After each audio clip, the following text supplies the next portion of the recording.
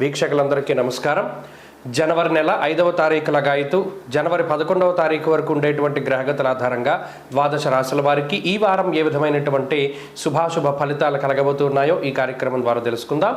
వృశ్చిక రాశి వారికి ఈ వారం సాధారణమైనటువంటి గ్రహగతులు ఉన్నాయి. అయితే గత వారంతో పోల్చుకుంటే ఇవి కొద్దిగా మంచి ఫలితాలు ఉండవు. ఎందుకంటే చతుర్థ స్థానమందు ఉండేటువంటి అర్ధాష్టమ శని ఆయన కుటుంబపరమైనటువంటి విషయాల్ని, విద్యకి సంబంధించినటువంటి విషయాల్ని, ఉద్యోగము, గృహము, మాతృబలము ఇటువంటి వాటిని తగ్గించేటువంటి ప్రయత్నం చేస్తూ ఉంటే శుక్రుడు చతుర్థంలో ఉంటే పాడైపోయినటువంటి వాటిని మళ్ళీ రీకన్స్ట్రక్ట్ చేసేస్తున్నారు.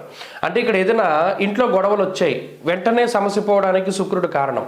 తల్లిగారికి ఏదైనా అనారోగ్యం వచ్చింది, తల్లి లాంటి వారికి అనారోగ్యం వచ్చింది, దాన్ని మరలా తిరిగి అభివృద్ధి చేస్తూ ఉంటారు శుక్రుడు. దేన్ని కూడా పాడైపోనివ్వరు. అలాగే వాహనం ఏదైనా ఇబ్బంది వచ్చింది, మళ్ళీ దాన్ని వెంటనే తిరిగి బాగు చేయిస్తూ ఉంటారు. ఇలా ఒక భావాన్ని పాడు చేస్తూ ఉన్న గ్రహం ఒక పక్కన, దాన్ని అభివృద్ధి చేసే గ్రహం ఇంకో పక్కన. కాబట్టి ఇబ్బంది ఎదుగుదల, ఇబ్బంది ఎదుగుదల ఈ మాదిరిగా సాగుతూ ఉంటుంది. అలాగే అయితే ఇక్కడ ప్రధానమైన విషయం, రవి 2వ స్థానం ముందు యోగించట్లేదు. గతంలో కూడా మనం అదే చెప్పుకున్నాం.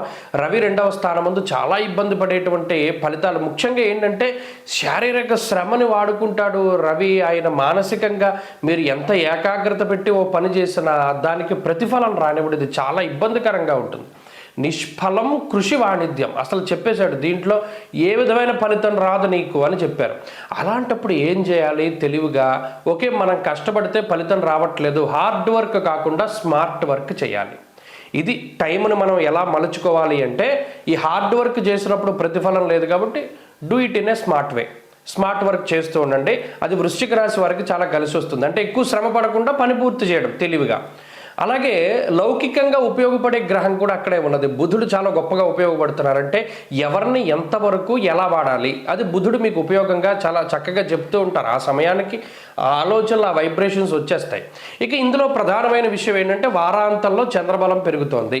దానివల్ల కొంత మానసిక ప్రశాంతత ఉంటుంది. అనగా సొంత బంధువుల్ని, మిత్రుల్ని, నచ్చినటువంటి ప్రాంతాలని సందర్శనం చేయడము, లేదా ఏదైనా విహారయాత్రలు, వినోదయాత్రలు, తీర్థయాత్రలు, లేదా చాలా కాలంగా ఏదైనా ఒక ప్లేస్కి వెళ్దాం అనుకుంటే అటువంటి వాటికి వెళుతూ ఉండడం, చాలా కాలంగా ఒకళ్ళని ఎవరినైనా కలుద్దాం అనుకుంటే వారిని కలుస్తూ ఉండడం ఇత్యాది విషయాలతోటి చక్కగా ముందుకు సాగుతూ ఉంటుంది. కాబట్టి వృశ్చిక రాశి వారికి అయితే గ్రహగతుల్లో మార్పులు వచ్చాయి. కొంత మీ ఆలోచనలో కూడా మార్పులు వస్తే దీన్ని చక్కగా ఉపయోగించుకోవచ్చును. ప్రత్యేకించి ఏదైనా 1-2 సార్లు చేసిన తర్వాత అది మీకు దక్కట్లేదు అనుకోండి, దాన్ని వదిలిపెట్టేసేయండి. ఆ పని తర్వాత చూసుకుందాం అనేటువంటి విధంగా ఉండండి. ఖచ్చితంగా మంచి ఫలితాలు వస్తాయి. ఇటు ఆరోగ్యపరంగా సమస్యలు ఏమీ లేవు, ఆర్థికంగా ఇబ్బందులు ఏమీ లేవు. మానసికమైనటువంటి సమస్యలు ఉన్నప్పటికీ అధిగమించగలుగుతారు. అలాగే లౌకికమైనటువంటి విషయాలు, న్యాయస్థానాది విషయాల్లో కొంత సానుకూలత కనబడుతూ ఉన్నది. వృశ్చిక రాశి వారి వారం మరింత అనుకూలమైనటువంటి ఫలితాలను సాధించడానికై అమ్మవారి యొక్క ఆరాధన ఎక్కువగా చేయండి. లలితా సహస్రనామ స్తోత్ర పారాయణ మంచి ఫలితాన్ని ఇస్తుంది. ఈ వారంలో కలిసి వచ్చేటువంటి రోజు బుధవారంగా చెప్పవచ్చును.